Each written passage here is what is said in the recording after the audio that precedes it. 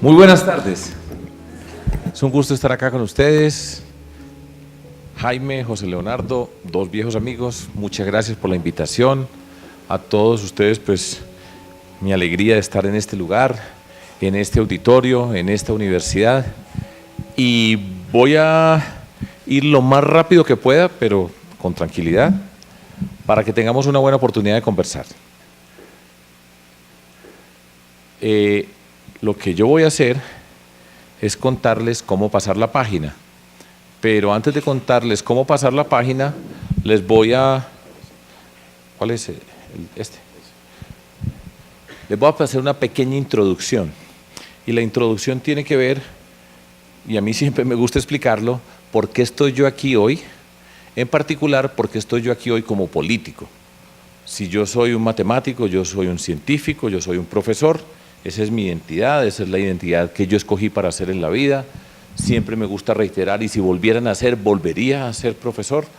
Entonces, tengo el pudor y la necesidad de explicar por qué en una universidad, acá en la Javeriana, no estoy yo como matemático, sino como político en ejercicio. Entonces, ahí es donde quiero empezar. Para empezar, 4 palabras para caracterizar a Colombia hoy. La primera palabra es fracturado. El 2 de octubre del 2016, con respecto a lo que ocurrió allí, el plebiscito, Colombia quedó dividida, fracturada. Ganó el no por una poca cantidad de votos, pero ganó, y una abstención del 65%. Colombia quedó herida, maltrecha, con muchos, pero muchos resentimientos a flor de piel. En segundo lugar, indignada. El tema de la corrupción. Faltaba una gota para que la taza se llenara, y la gota se llama Odebrecht, y cayó esa gota y la taza se regó. Y cuando una taza se llena, las condiciones son muy diferentes. Entonces, eso ha producido y se ha convertido en una indignación que tiene que ver con todo el territorio, con todas las condiciones sociales. En todas partes hay indignación en Colombia. Es increíble ver esa mezcla, porque es polarización, que tiene un eje, que subyace la confrontación Santos-Uribe, y la indignación, que es otro tipo de emoción en todo lo que está ocurriendo por nuestro país. Y le pongo un par de palabras adicionales para hablar de Colombia, y es un país despistado. ¿Qué significa despistado? Piensen ustedes por un segundo, ¿cuál es el modelo de desarrollo de Colombia? Nosotros tenemos, o podríamos señalar, y aquí estamos en un grupo privilegiado, con las mejores condiciones intelectuales, académicas que se puede conseguir en el país, podemos señalar un rumbo, un modelo de desarrollo, algo que podamos señalar como un objetivo, como sociedad, que nos estemos moviendo en esa dirección. Muy difícil, muy probablemente la mayoría diríamos, no sabemos bien para dónde vamos. Eso no significa que en Colombia no se haga nada, hay muchas cosas que se hacen, pero tener la claridad hacia dónde vamos, nosotros no tenemos esa claridad.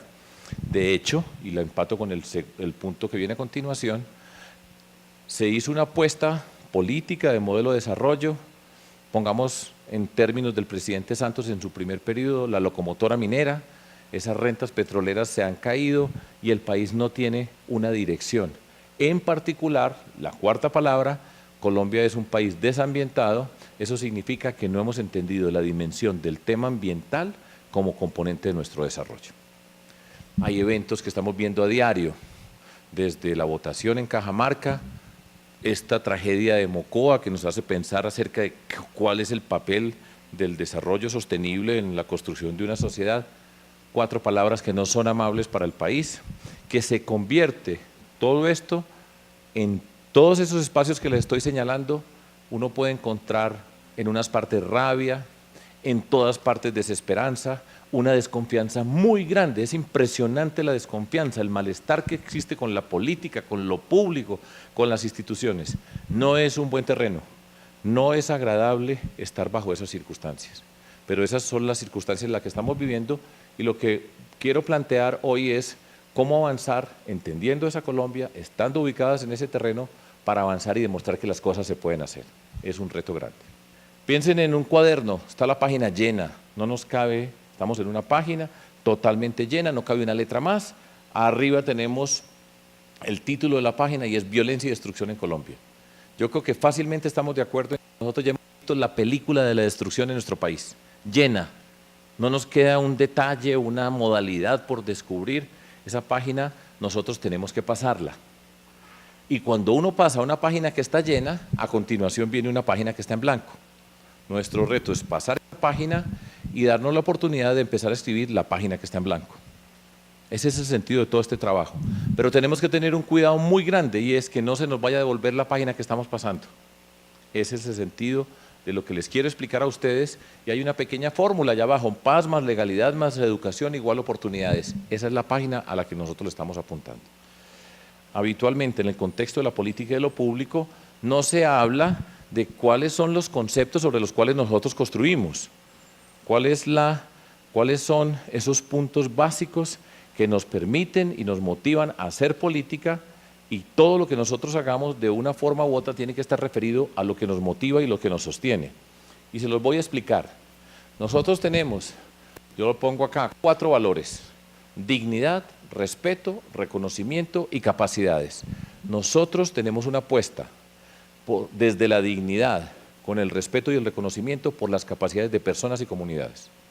Eso significa que vemos el mundo desde esa perspectiva, y sobre esa perspectiva nos vamos a relacionar en todos y cada uno de los momentos. El principio: los medios justifican el fin. Lo explico en contraposición con la expresión el fin justifica los medios. El fin justifica los medios es con tal de llegar de cualquier manera. Los medios justifican el fin significa el camino que tomamos para llegar define lo que somos. El camino nos transforma y el camino nos determina cómo vamos a hacer. Entonces no es cualquiera con tal de llegar, sino el que escogemos está en la esencia de lo que somos y lo que vamos a hacer. Ese es un principio fundamental. Y la riqueza que nosotros hemos construido, que construimos, se llama confianza, que es la mayor riqueza que se puede construir.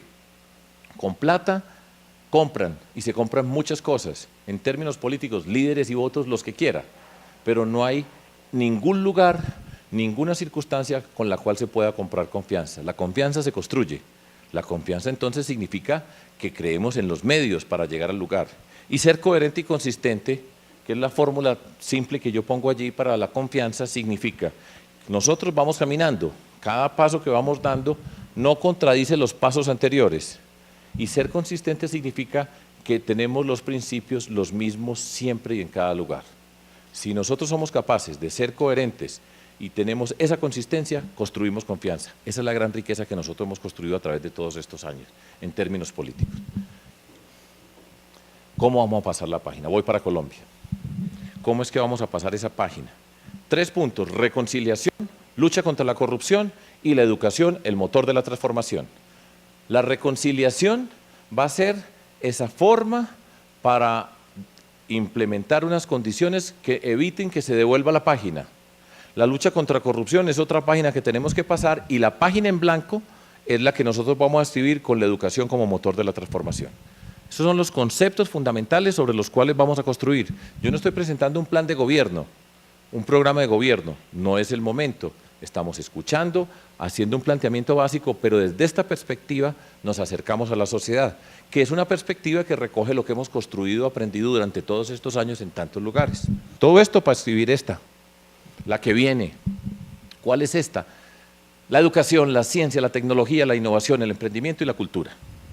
Es sobre estas palabras, lo que significan en nuestra sociedad, que vamos a construir la transformación.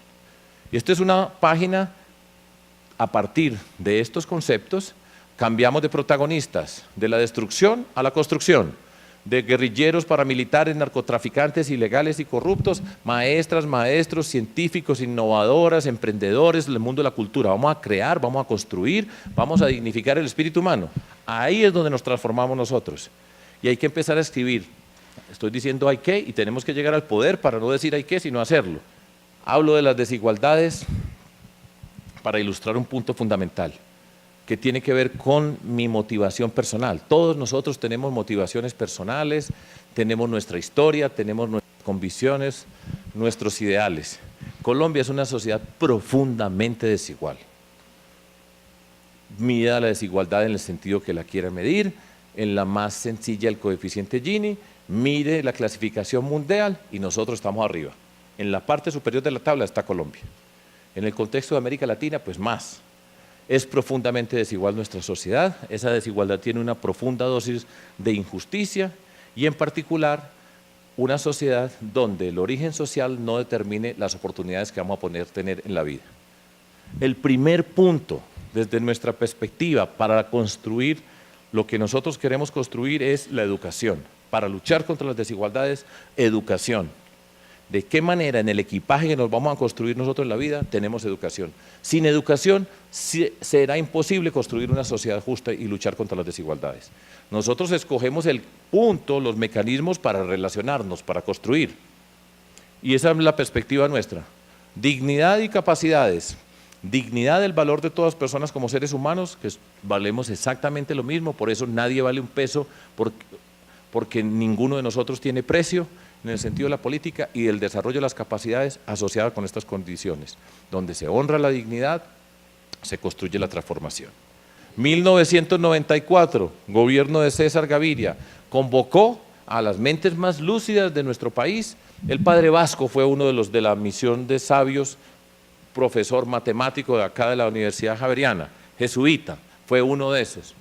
Y los convocó a hacer un documento, hacer una propuesta para incorporar la ciencia y la tecnología dentro del desarrollo de nuestro país. La presentación la hizo García Márquez y escribió esa frase, una educación desde la cuna hasta la tumba. Y todos los científicos estábamos muy esperanzados, muy orgullosos acerca de lo que se presentaba allá. Se presentaba un camino para incorporar a nuestra sociedad el tema de la ciencia y la tecnología en ese momento, no 1994. ¿Qué pasó con la misión de sabios? Nada, nada. ¿Por qué no pasó nada? Porque no es una propuesta política. Estamos en política. Y es política que vamos a tomar las decisiones para hacer estas cosas. Nosotros, algunas personas acá, íbamos, trabajábamos, escribíamos, mire lo que es importante la ciencia para Colombia, en fin, todo eso. Y es en la política que se toman las decisiones.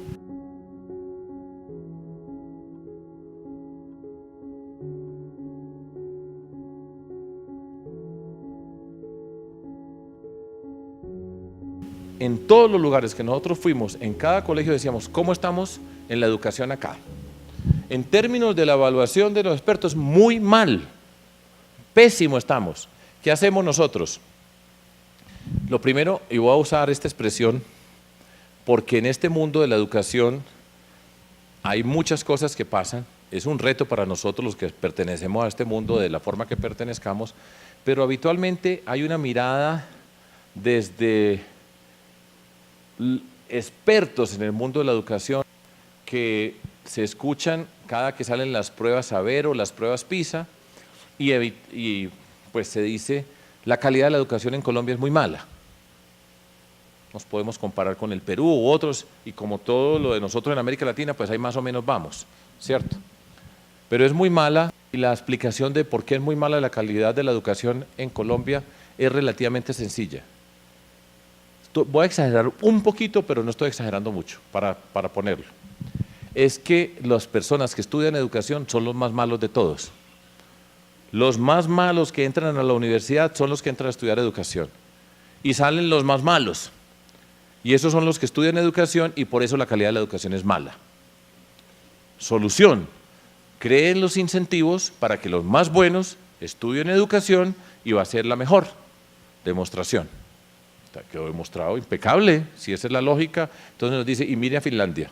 En Finlandia la carrera más apetecida es maestro, ¿sí? No, aquí en Colombia es médico, esa es la más difícil, seguro que entrar a la Javeriana la más difícil debe ser medicina, ¿o no? En la de Antioquia la más difícil para entrar es medicina y la más fácil para entrar es educación. Entonces nos dicen como Finlandia, quedó resuelto el problema, chao, ahí les dejamos la solución. Y nosotros vamos a Figueira del Fuerte y a todas partes y estamos muy mal en educación. Entonces echamos a los maestros de allá y los profesores y traemos unos de no sé dónde estarían. No, para nosotros, y siempre arrancamos así, lo digo yo en Medellín, en Antioquia, y en Colombia no hay ni una sola maestra y maestro. Digo maestra y maestro porque son 70% mujeres y 30% hombres. Y hay momentos en donde hay que hacer el lenguaje para explicar. Todos son buenos, todos son buenos. Entonces a mí me decían, ahí está pintado el antioqueño, todos los maestros de Antioquia son buenos, todas las maestras son buenas, y le dije, todos son buenos, pero todos pueden mejorar. Pero nunca en mi vida yo le he dicho malo maestro, sino vamos a mejorar. Y en cada lugar de estos, ¿cómo llegamos? Vamos a mejorar. Vamos a pasar la página. Colombia con 4 palabras. ¿Cuál era la primera condición de Colombia? Fracturado. La segunda, indignado. La tercera, despistado. Y la cuarta, bueno, ya no les pregunto más. Vamos a pasar la página. ¿Cómo pasamos la página? Antes de contarles, les di un poquito de la política. Es política lo que estamos haciendo. Yo estoy haciendo política acá, en este sentido, de explicar las ideas, los conceptos y qué papel juega todo esto. Vamos a pasarla. Primero, que no se devuelva, es la reconciliación, que tiene 3 condiciones: los acuerdos, la cultura ciudadana, la seguridad ciudadana. La otra página que no podemos dejar por fuera, la lucha contra la corrupción. Y la tercera, la que vamos a escribir: educación, ciencia, tecnología, innovación, emprendimiento y cultura. Esos son los ejes y ahí les mostré esa imagen. Muchísimas gracias y vamos a conversar.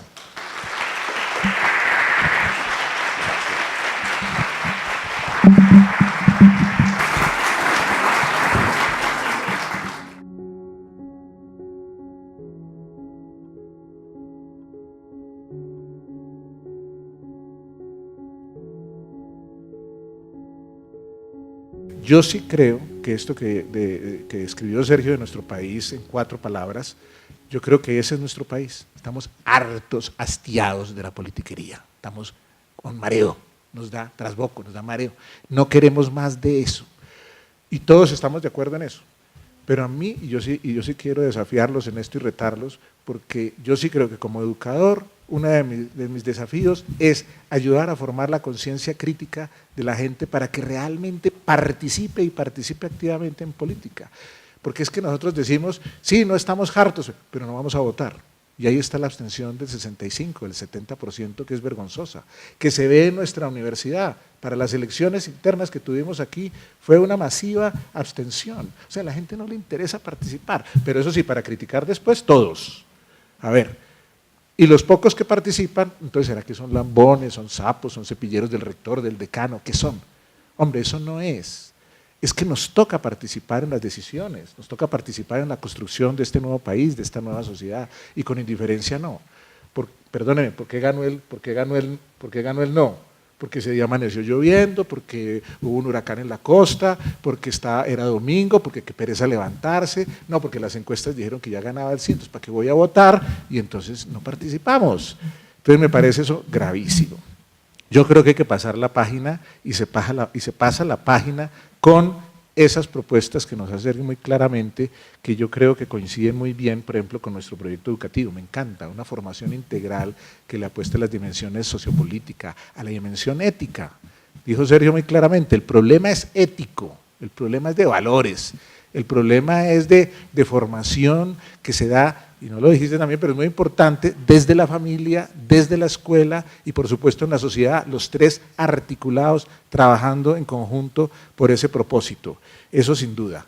La confianza es un valor allá definitivo y yo creo que tenemos confianza es por eso, porque hay coherencia y hay consistencia, o sea, no es carreta, es real lo que se está diciendo, lo que se está proponiendo, es posible de hacer y por eso yo me uno a ese grupo de la esperanza, de los que tenemos esperanza en un futuro mejor, una esperanza de que la educación efectivamente es el motor de la transformación de esta realidad.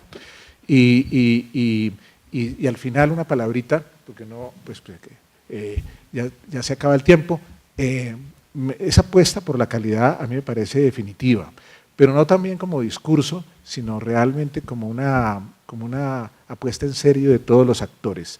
Eso va a tomar su tiempo, y ya lo dijiste al final, 40, 50, 60 años, o sea, a donde llegaron Corea, Singapur, Finlandia, todos estos países que hoy son referentes para nosotros en educación, eso no fue de la noche a la mañana, eso fue porque consistentemente, durante mucho tiempo, como política de Estado, y no simplemente como una inspiración, se elaboraron políticas estatales y también leyes, por supuesto, que las respaldaron y se fueron cumpliendo. El problema es que aquí, el político de turno, entonces, ¿qué hace? Pues tumbar lo que hizo el otro, cambiar las cosas, destruir, pero no continuar las cosas buenas que se han hecho desafortunadamente.